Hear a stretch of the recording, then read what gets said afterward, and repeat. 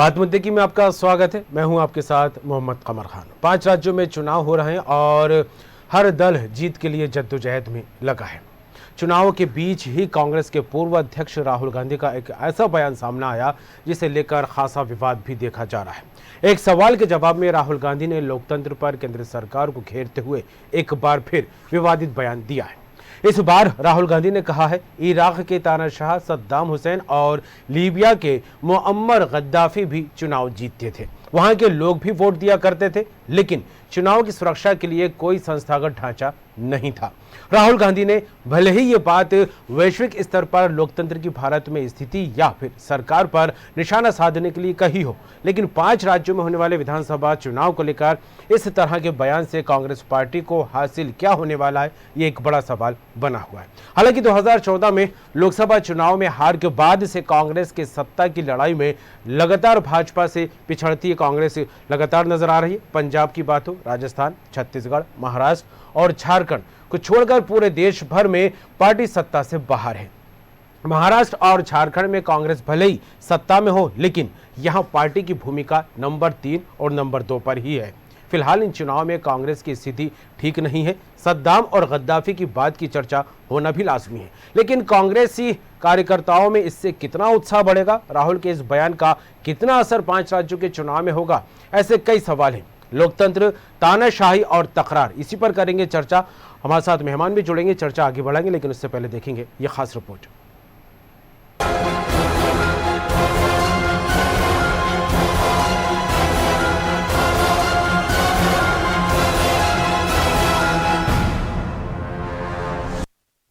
राहुल गांधी के बयान से फिर सियासत गर्म। राहुल ने इशारों ही इशारों में पीएम मोदी पर किया वार। पीएम मोदी की सद्दाम और गद्दाफी से की तुलना। भारत में लोकतंत्र के खात्मे का भी लगाया आरोप। तो चलिए हम आपको सुनवाते हैं राहुल गांधी का वो बयान। Election is about a debate that is taking place in parliament, right? So you need those things for the vote to count. You know, Saddam Hussein and Gaddafi used to have elections.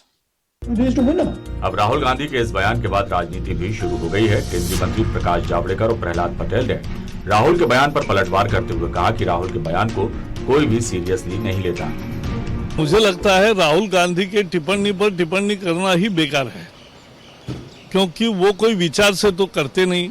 अब अपने देश के लोकतंत्र की तुलना Gaddafi और सद्दाम हुसैन से करना, इसका लोगों का जो वोट देती है 80 करोड़ जनता, उनका यह सबसे बड़ा अपमान है, देश का अपमान है। और गद्दाफी और सद्दाम जैसा केवल 2 ही साल इस देश में हुए, 1975 से 77 इमरजेंसी के दिनों। साथ ही राहुल गांधी के बयान पर बीजेपी ने पलटवार करते हुए कहा कि लोकतंत्र की हत्या तो कांग्रेस शासनकाल में हुई थी, जब आपातकाल लगाया गया था। बात अगर कांग्रेस की हो तो सद्दाम हुसैन के साथ कांग्रेस के काफी अच्छे संबंध रहे हैं। कांग्रेस शासनकाल में इंदिरा गांधी और राजीव गांधी के सद्दाम हुसैन से अच्छे संबंध थे। अब ऐसे में राहुल गांधी का ये बयान बीजेपी को बैठे बिठाए मुद्दा तो नहीं दे गया। इस बयान के राजनीतिक गलियारों में अलग अलग मायने निकाले जा रहे हैं। अब देखना होगा राहुल के इस बयान से राजनीतिक गलियारों में क्या हवा चलती है। News world desk.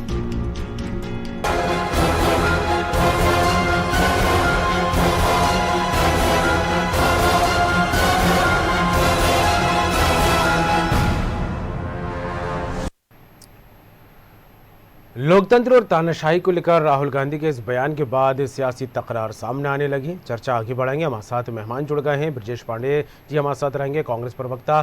ब्रजेश जी आपका स्वागत है। ब्रजगोपाल लोहिया जी हमारे साथ रहेंगे, बीजेपी प्रवक्ता। ब्रजगोपाल लोहिया जी आपका भी स्वागत है। और मधुकर द्विवेदी जी वरिष्ठ पत्रकार हमारे साथ रहेंगे। मधुकर जी आपका भी बहुत बहुत स्वागत है। ब्रजगोपाल जी, शुरुआत आपसे ही करते हैं। जिस तरह के राहुल गांधी के एक के बाद एक बयान निकल कर सामने आ रहा है, लोकतंत्र को लेकर बात करते दिखाई देते हैं, तानाशाही रवैये को लेकर बात करते दिखाई देते हैं, और आज जिस तरह से उनका बयान निकलकर सामने आया है गद्दाफी और सद्दाम को लेकर जब उन्होंने बात कही है, किस तरह देखेंगे आप इसे? देखिए जी, एक मशहूर बात है तो नीतियों में इस बात का जिक्र किया है कि हम शायद पूछा है जी बात जारी रखिए। जी आवाज मिल रही है आपकी, बात जारी रखिए। नहीं आवाज नहीं, ब्रजेश जी आपसे नहीं पूछा है, मैं ब्रजगोपाल लोहिया से पूछा है उन्होंने। जी लोहिया जी आवाज मिल रही है आपकी, बात जारी रखिएगा। जी मैं वही कह रहा था। जी मैं ये निवेदन कर रहा था कि माननीय राहुल गांधी जी उस कांग्रेस पार्टी के अध्यक्ष हैं रहे जिस पार्टी ने लगभग 65 वर्षों तक डायरेक्ट और इनडायरेक्ट तरीके से इस देश पर राज किया। परंतु एक बहुत दुर्भाग्यपूर्ण स्थिति है, ऐसा लगता है कि आप 2-2 बार के 3-3 बार के सांसद भी हैं। तो सद्दाम हुसैन का इतिहास आपको पढ़ना चाहिए, आपको यासिर अली अराफात का इतिहास पढ़ना चाहिए, आपको कर्नल गद्दाफी का इतिहास पढ़ना चाहिए। परंतु ये वो राजनेता हैं, भारतीय राजनीति के अद्वितीय राजनेता हैं आदरणीय राहुल गांधी जी, जिनकी बात को ना जनता गंभीरता से लेती, ना उनकी पार्टी गंभीरता से लेती, और अब तो उनका परिवार भी उनकी बात को गंभीरता से नहीं लेता है। ये बहुत दुर्भाग्यपूर्ण है। परंतु मैं आपसे ये फिर से कहूं कि ये वो लोग जिन्हें कुछ भी जानकारी नहीं है कि किस तरह सद्दाम हुसैन का शिकंजा कसा था इराक पर, किस तरह उसे पूरी दुनिया के लोगों ने मिलकर सत्ता से हटाया है, किस तरह कर्नल गद्दाफी ने 37 साल तक किस तरह राज किया और किस तरह जुल्म किया अपनी जनता पर, ये पूरी दुनिया जानती है। परंतु जो लोग यासिर अली अराफात 102 देशों ने जैसे आतंकी घोषित किया था, परंतु जिस परिवार की पार्टी ने उस यासिर अली अराफात को यदि 102 देशों के विरोध के बाद नेहरू शांति पुरस्कार दिया हो, फिर इसके बाद राजीव गांधी जी के समय उन्हें एक और देश का सर्वोच्च पुरस्कार दिया गया, दुर्भाग्यपूर्ण है। और वही लोग सद्दाम हुसैन जी से भी उनके बहुत अच्छे संबंध थे। जो सद्दाम हुसैन पूरी दुनिया में तानाशाह माना गया, जो पूरी दुनिया को नष्ट करना चाहता था, जिसने कुवैत पर हमला किया, आप याद रखिए कि कौन है कर्नल गद्दाफी, जिन्होंने सत्ता हथियाई है, उन्हें नहीं गए कभी सत्ता हथियाने वाला व्यक्ति। और दुर्भाग्य इस बात का है कि अंतरराष्ट्रीय मामलों में तो कम से कम आप सोचकर बोले। अरे देश के भीतर आप जो बोलते रहते हैं, जो जिस तरह का विश्व करते हैं, वो तो अपनी जगह है, परंतु कृपया इस देश की छवि का तो ध्यान रखिए। आप हम पर उंगली उठाइए, प्रधानमंत्री पर उठाइए, उनकी किसी काम पर उठाइए, ये लोकतंत्र में आवश्यक है। और परंतु चलिए लोहिया जी, फिर रुक करूंगा ब्रज गोपाल लोहिया जी, आपका क्या कहेंगे? ब्रजेश पांडे जी, सड़क राहुल गांधी का बयान निकलकर सामने आया, बीजेपी एक बार फिर कांग्रेस पर, राहुल गांधी पर और पूरे गांधी परिवार पर हमलावर होती दिखाई दे रही है। और जिस तरह से तानाशाही की बात की जाए तो इसका उदाहरण भी कांग्रेस लगातार देती दिखाई दे रही है। राजीव गांधी और इंदिरा गांधी को भी याद किया जा रहा है, क्या कहेंगे इसे लेकर ब्रजेश पांडे? कमर जी, मैं तो पहले ही आप सेंटेंस पे बोलना चाह रहा था, पर आपने बीजेपी प्रवक्ता को बोलने का पहले अवसर दिया। ये आपका अपना प्रेरोगेटिव से आप बोल कह सकते थे, पर चूंकि मामला राहुल गांधी से जुड़ा हुआ था, संजीदगी मामला था, इसलिए डिबेट में पहली टिप्पणी आप मुझसे लेते तो ज्यादा बेहतर रहता। हम चलिए शुरुआत करूंगा कमर जी। एक मशहूर शायर ने पंक्ति में इस बात का जिक्र किया है कि हम आ भी करते हैं तो हो जाते हैं बदनाम, आ भी करते हैं तो हो जाते हैं बदनाम, और वो कत्ल भी करते हैं तो चर्चा नहीं होती। अभी हमारे काबिल भाजपा के मित्र कह रहे थे, इनको इमरजेंसी याद आती है, लेकिन इनको गुजरात का गोधरा कांड याद है। इनको वो सारी चीजें नहीं याद आती है जब एक वर्ग विशेष को जानबूझकर निशाना बनाया। आदरणीय श्री राहुल गांधी जी ने जो टिप्पणी की है, और जो टिप्पणी लगातार सभी चैनलों में चल रही है, कई चैनलों में खुद बैठ चुका हूं, मैंने उस पूरा सार उसका देखा है। उन्होंने कहा कि कई ऐसे इतिहास के अंदर तानाशाह पैदा हुए हैं जिनके नाम के पहले अक्षर में यम लिखा होता था। उन्होंने कहा मोहम्मद सद्दाम हुसैन, मोहम्मद कर्नल गद्दाफी। अब इन लोगों को लगा इनके पेट में दर्द होना शुरू हो गया। अरे भाई, दर्द होना शुरू हो गया तो उसके लिए आप दवाई कराइए। आप राहुल गांधी जी पे सीधे पहुंच गए, मुद्दे को आपने छोड़ दिया। दूसरी बात, आप एक बात ये बताइए कि इन चीजों को लेकर के अगर राहुल गांधी जी या कोई भी कांग्रेस का व्यक्ति कहता है आज भारत की स्थिति क्या हो गई, दिवालियेपन की कगार में खड़ा हो गया है भारत। हर क्षेत्र में आपकी फतेह पिट रही है। इकोनॉमी का ग्राफ हो, जीएसटी की बात हो, बेरोजगारी का ग्राफ हो, चाहे महिला उत्पीड़न की बात हो, भारत के अंदर की जो व्यवस्था है, जो मनमोहन सिंह जी ने इस देश के उदारीकरण का एक ढांचा दिया था देश को, वो छिन्न-भिन्न हो गया है। आज बेरोजगारी चरम सीमा पर है। मोदी जी ने कहा था 15 लाख रुपए सबके अकाउंट में आएंगे, किसी के अकाउंट में 15 रुपए भी नहीं आए। मोदी जी ने कहा था कि 1 करोड़ रोजगार देंगे। अरे 1 करोड़ तो छोड़िए, 1000 भी रोजगार नहीं दिया। आप मुझको एक बात बता दीजिए, ऐसी कौन सी बात है जिसमें भारतीय जनता पार्टी या उनके नुमाइंदे साहब अपनी बात में खरे साबित? जी बिल्कुल ब्रजेश जी, अपने 6 साल से सत्ता में है।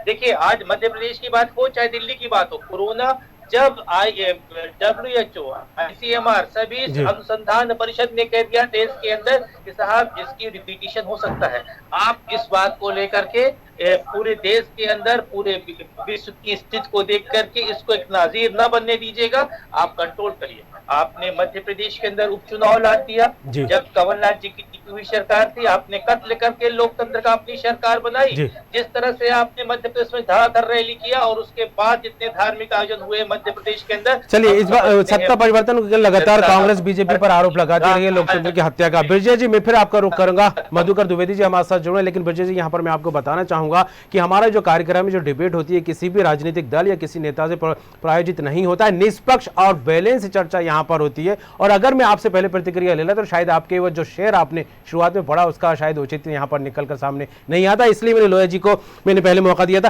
क्या कहेंगे मधुकर जी, जिस तरह से राहुल गांधी के बयान को लेकर लगातार चर्चाएं तो होती दिखाई दे रही हैं और कहीं ना कहीं इस पर सियासी विवाद भी खड़ा हो गया है। देखिए, राजनीति में जो जितने ऊंचे मुकाम पे होता है उससे उतनी ज्यादा अपेक्षा होती है कि वो जो भी बोलेगा नपातुला बोलेगा, अच्छा बोलेगा और सर्वप्रिय बोलेगा जी। लेकिन राहुल गांधी जी यदा कदा ऐसी बातें कह देते हैं कि कई बार उनकी पार्टी के लोग भी उसको बहुत अच्छा नहीं मानते हैं जी। और ये देखा जाता है कि कहीं इससे पार्टी का ग्राफ तो नहीं नीचे चला जाएगा। लेकिन राहुल गांधी जी इस देश के एक बड़ी राजनीतिक पार्टी के मुखिया रहे हैं, उनका बड़ा नाम है देश में। उनसे उम्मीद की जाती है कि जब भी वो बोले कुछ ऐसा बोले कि लोग जो है उनको कहें कि वाह वाह राहुल गांधी जी ने क्या अच्छी बात कही है। अब राहुल गांधी जी ऐसी बात कह देते हैं, गद्दाफी या सद्दाम, ऐसी तुलना अगर किसी से कर देते हैं, चाहे वो सीधे करें चाहे प्रकारांतर में करें चाहे व्यंग्य में करें, लेकिन जो बातें आती हैं उसका अर्थ तो यही निकाला जाता है ना कि आपने सीधा प्रकारांतर में आप यूं कह सकते हैं कि सीधी बात न कह करके उल्टी बात कहते हुए और सीधे बीजेपी पर कोई बात या बीजेपी के बड़े नेता या प्रधानमंत्री पर आपने उंगली उठा दी। उंगली उठाने के पहले आपने यही सोचा कि इसका प्रत्युत्तर भी भारतीय जनता पार्टी दे सकती है।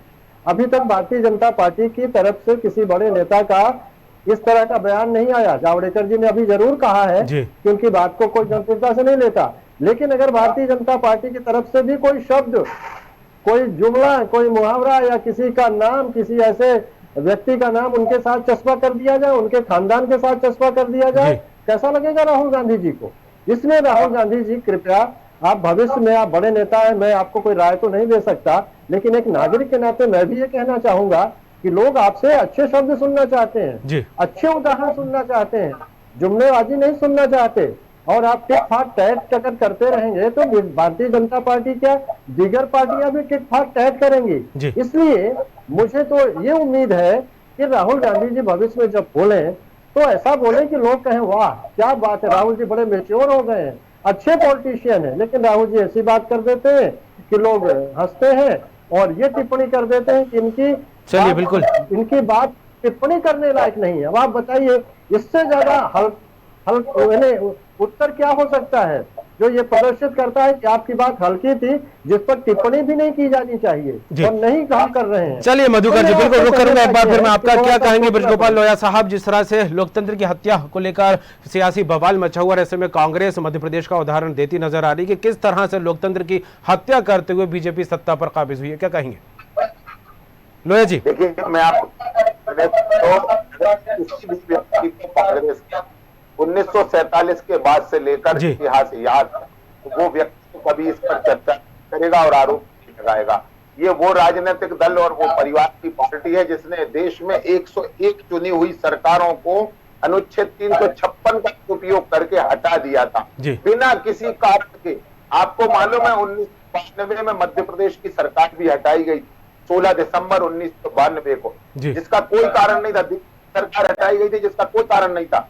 तो ये तो हमेशा संवैधानिक संस्थाओं, भारत की मर्यादाओं का और संवैधानिक पदों पर बैठे हुए लोगों का अपमान करने के आदि हैं। और केवल माननीय नरेंद्र मोदी जी की नहीं बात कर रहा, आप याद करिए भारतवर्ष की कैबिनेट निर्णय जो मनमोहन सिंह की अध्यक्षता में कैबिनेट ने निर्णय लिया था, उसके निर्णय को राहुल गांधी जी ने यूं फाड़ कर फेंक दिया था मीडिया के सामने।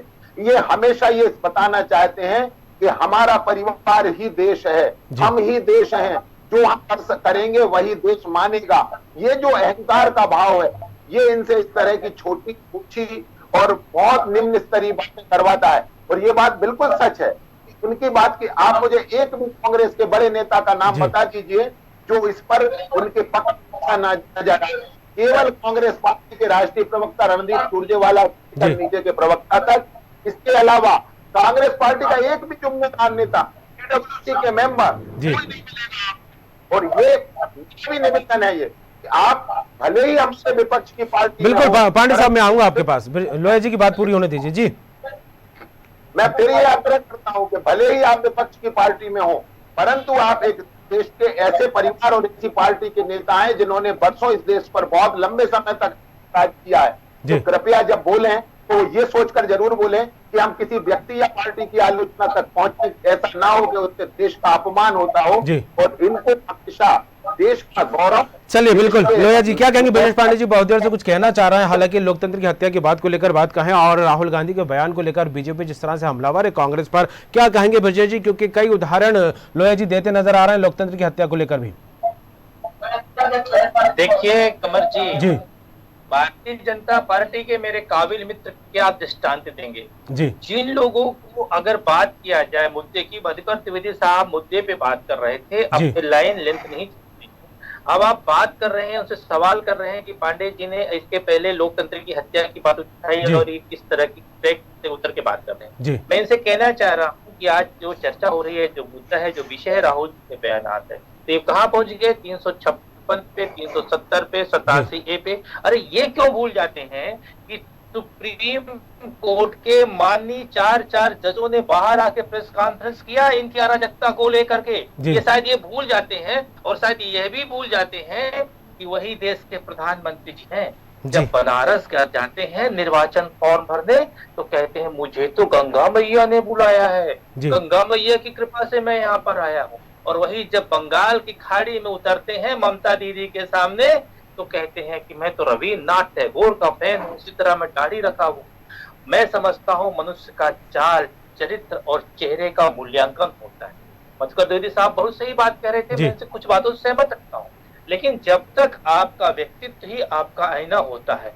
मैंने लोकतंत्र की हत्या की बात किया, मैंने कहा 2018 के इलेक्शन पे मध्य प्रदेश की जनता जनार्दन ने 7.5 करोड़ जनता ने इसको कुर्सी में बिठाया था, कांग्रेस को, कमलनाथ जी को, और आपने क्या कांग्रेस के एक गुट को तोड़ करके लोकतंत्र की हत्या नहीं किया, वो भी कोरोना के पीक आवर में। लेकिन पांडे साहब जिस तरह से बीजेपी कह रही है जिस तरह से जनता ने कांग्रेस की सरकार बनाई थी, तो राहुल गांधी के बयान को लेकर बीजेपी भी यही कहती नजर आ रही है कि देशवासियों की जनता का अपमान है, जिस तरह का बयान देते नजर आ रहे हैं राहुल गांधी।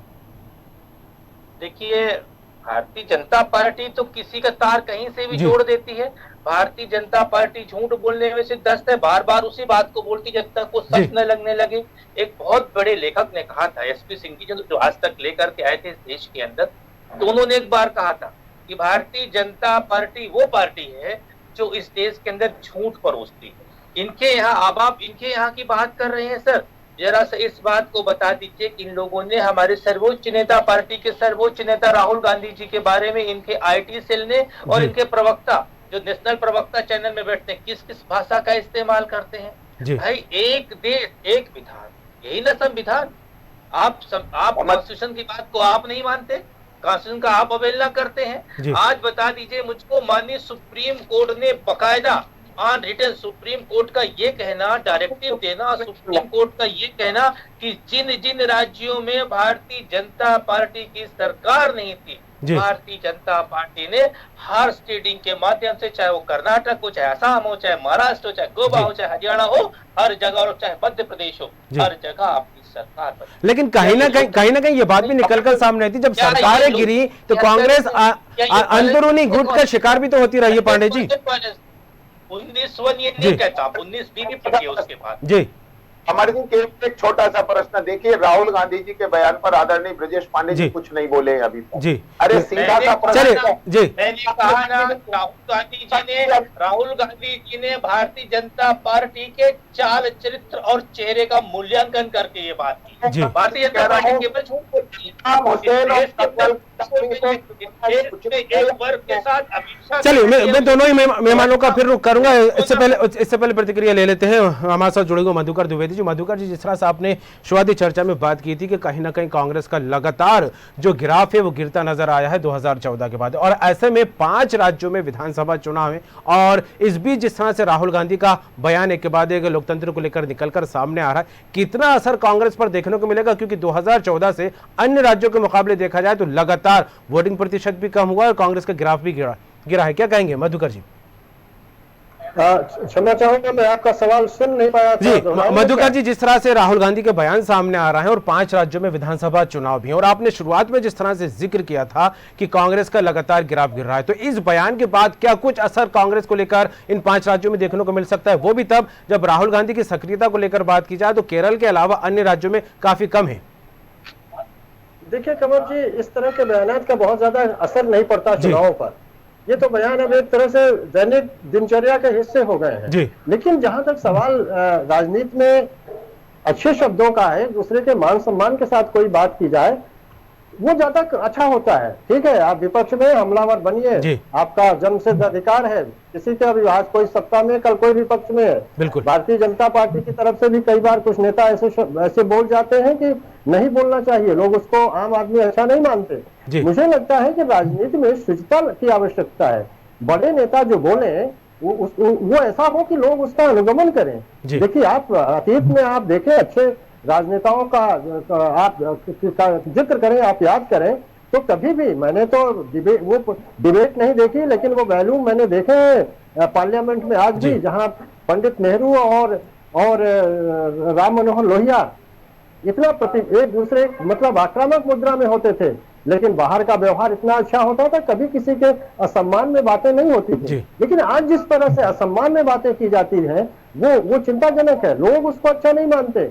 ठीक है, आप कुछ कह दीजिए, तालियां बजवा लीजिए, लेकिन जनता उसको अच्छा नहीं देखती है, अच्छा असर नहीं होगा। लेकिन 5 राज्यों में होने वाले चुनाव पे इन बयानों का कुछ असर दिखेगा, पड़ेगा, ऐसा नहीं है।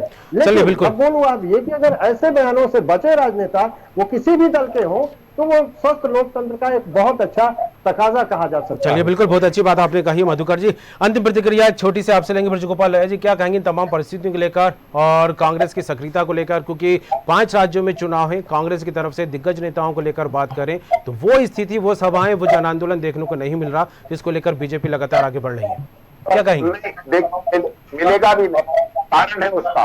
कैसे आप चले जाएंगे? जिस वामपंथी सरकार के खिलाफ आप केरल में चुनाव लड़ रहे हैं, उसी वामपंथी पार्टी से गठबंधन करके पश्चिम बंगाल में चुनाव लड़ रहे हैं। आप किस मुंह से कहां जाएंगे? असल में नैतिकता ही नहीं बची है। आप कल्पना करके इस देश में कांग्रेस उस स्थिति में खड़ी होगी जिसने 34 साल बंगाल में राज किया, 22 साल। वो कांग्रेस पश्चिम बंगाल में लेफ्ट के साथ गठबंधन करती है और केरल में लेफ्ट के साथ खिलाफ चुनाव लड़ती है। ये किस मुंह से जाएंगे? और ये लोअर एंड ममता बनर्जी को दिया समर्थन है, और ये जो जनता है ये सब जानती है, और इन्हें आसाम में भी कुछ नहीं मिलने वाला। ये पुडुचेरी की सरकार खो चुके हैं। केरल में इतिहास पहली बार अपने आप को दोहरा दे कि कहीं क्या संभावना है केरल में ढूंढ रहे हो आप, और उनके साथ, उनके खिलाफ ढूंढ रहे हैं जिनके आप दिल्ली में साथ हो, जिनके साथ कलकत्ता में साथ हो। ये बहुत दुर्भाग्यपूर्ण है। चलिए, अंतिम प्रतिक्रिया ब्रजेश पांडे साहब आपसे लूंगा। जिस तरह से कांग्रेस को लेकर बात की जाए, लोकतंत्र की हत्या की बात आपने कहीं मध्य प्रदेश, तमिलनाडु का उदाहरण दिया, लेकिन जब जब सरकार गिरी तब तब कहीं ना कहीं खबर भी आई कि अंदरूनी जो खींचतान है उसका खामियाजा कांग्रेस को भुगतना पड़ा है। और ऐसे में अब 5 राज्य बड़ी चुनौती हर एक सियासी दल के सामने। कांग्रेस की सक्रियता जिस अन्य राज्यों के मुकाबले देखा जाए केरल में ज्यादा है, और बाकी राज्यों में उस हिसाब से स्थिति नजर नहीं आ रही जिस तरह से जानकार कहते नजर आए। तो क्या वजह मानी जाए कि कुछ राज्यों में गठबंधन करके सरकार बनती दिखाई दी और कुछ राज्यों में सीटें जीतती है लेकिन सरकार बीजेपी की बनती दिखाई दी? क्या कहेंगे? कमर जी, बड़ी साफ बात है। अभी मेरे भारतीय जनता पार्टी के मित्र कह रहे थे, मैं तो इनसे यही कहूंगा कि 4 दिन की चांदनी फिर अंधेरी रात, और सिर मुड़ाते ही ओढ़े पड़ी ये स्थिति निर्मित मत करिए। 5 राज्यों को एनालिसिस करिए आप। 5 राज्य में पुडुचेरी में आपने सरकार गिरवाई, जानबूझ करके आपने वहां भी लोकतंत्र की हत्या किया, जिस तरह से मध्य प्रदेश में किया था। ये सारी की सारी जो सीनरी है आप उठा करके देख लीजिए, सब जगह भारतीय जनता पार्टी का परोक्ष या अपरोक्ष रूप से बहुत बड़ा योगदान है। लेकिन इस देश की जनता ने मैंडेट तय कर लिया है, बढ़ती हुई महंगाई को देख करके, किसान आंदोलन को देख करके, इस देश की बेरोजगारी को देख करके, महिला उत्पीड़न को लेकर के, कि 5 राज्यों में बहुमत के साथ कांग्रेस पार्टी की सरकार बनेगी। मैं आपको आश्वस्त करता हूं, कांग्रेस अपनी नीतियों, अपने सिद्धांतों, अपने मुद्दों के बदौलत जनता जनार्दन क्या। चलिए, बिल्कुल नीतियों का हवाला, नीतियों की बात, नीतियों को लेकर दम तो मध्य प्रदेश में भी भरा जा रहा था, लेकिन फिलहाल 5 राज्यों में चुनाव है, किस पार्टी को जो है पर जनता महत्व देती है और किसकी नीतियों को अपनाती है, देखने वाली बात होगी। तीनों ही मेहमान हमारे साथ जुड़े, ब्रजेश पांडे जी कांग्रेस प्रवक्ता, ब्रजगोपाल लोहिया जी बीजेपी प्रवक्ता और मधुकर द्विवेदी जी वरिष्ठ पत्रकार, आप तीनों ही मेहमानों का बहुत बहुत शुक्रिया। तो जिस तरह से लोकतंत्र, तानाशाही और तकरार देश की सियासत में देखने को मिल रही है, 5 राज्यों में इस बीच चुनाव भी, और राहुल गांधी के बयान के बाद एक अलग ही चुनावी माहौल के बाद सियासत लगातार गर्माती यहाँ पर नजर आ रही। हालांकि राहुल के इस बयान के बाद आगामी दिनों में क्या कुछ माहौल बनेगा और क्या वाकई राहुल के इस बयान का असर उन 5 राज्यों में पड़ेगा जहां पर विधानसभा चुनाव है, या फिर जिस तरह से कांग्रेस की सक्रियता पर भी सवाल उठते नजर आ रहे हैं, कितनी गंभीरता से जो है कांग्रेस एक अलग रणनीति के तहत आगे बढ़ेगी, या फिर दोनों ही दल जिस तरह से जीत का दावा कर रहे हैं, सरकार बनाने की बात कहते नजर आ रहे हैं, जनता किसको चुनती है और किसको जो है सत्ता पर काबिज करती है, वाकई देखने वाली बात होगी। लेकिन राहुल गांधी के बयान के बाद चर्चाएं तेज हैं तो सियासी विवाद भी सामने आ रहा है। इस बात मुद्दे की में फिलहाल इतना ही, खबरों का सिलसिला जारी रहेगा, बने रहिए।